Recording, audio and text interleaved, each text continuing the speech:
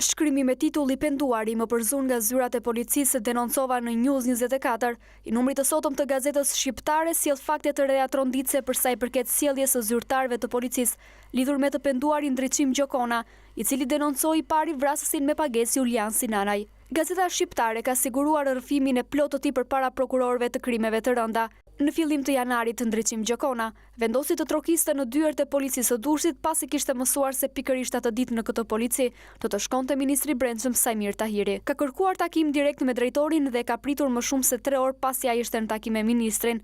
Për të realizuar këtë takim, Gjokona ka telefonuar dhe prefektin e Fierit Xhevit Bushi, nga I cili u sigurua se policia e Fierit do të kontaktojë me atë të Durrësit për të mundësuar takimin e Gjokonës me zyrtarin më të lartë të policisë së Durrësit. Pas përfundimit të takimit, Gjokona mundi të takojë zvenc drejtorin e policisë kur rrëfeu për një vrasje të kryer me pagesë dhe për një tjetër vrasje që po përgatitej me eksploziv nga njëjti autor, por që I detyruar që të merrte pjesë edhe ai vetë. Për këtë u vu në dieni dhe drejtori ndërsa është garantuar se familja e tij do të ishte e sigurt.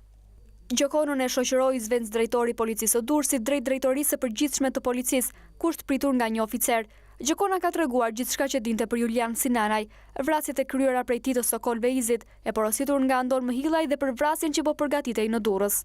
Madje ai u kishte treguar zyrtarëve të policisë se Julian Sinanaj është person shumë I rrezikshëm I përgatitur për të përdorur çdo armatim, madje kishte treguar se ai kishte kthyer pushkën në snajper dhe se si përgatiste mina me telekomand. Por gjithë rrëfimi I tij duket se nuk u mor seriozisht nga oficerët e policisë duke fyer dhe përzën nga zyrat. Pas kësaj, Gjokona ka ardhur në News 24, ndërsa pohon se ka marrë kontakt me një nga gazetarët, ku sqaroi se bëi fjalë për disa vrasje por pa përmendur emra konkret. Sapo kishte nisur marrja e intervistës, është telefonuar nga zvenc drejtori I policisë së Durrësit, I cili kërkoi mos të bëj publike ngjarjen. Pas kësaj, Gjokona refuzoi të vazhdonte intervistën, doli nga televizioni dhe shkoi të takonte sërish zvenc drejtorin e policisë së Durrësit.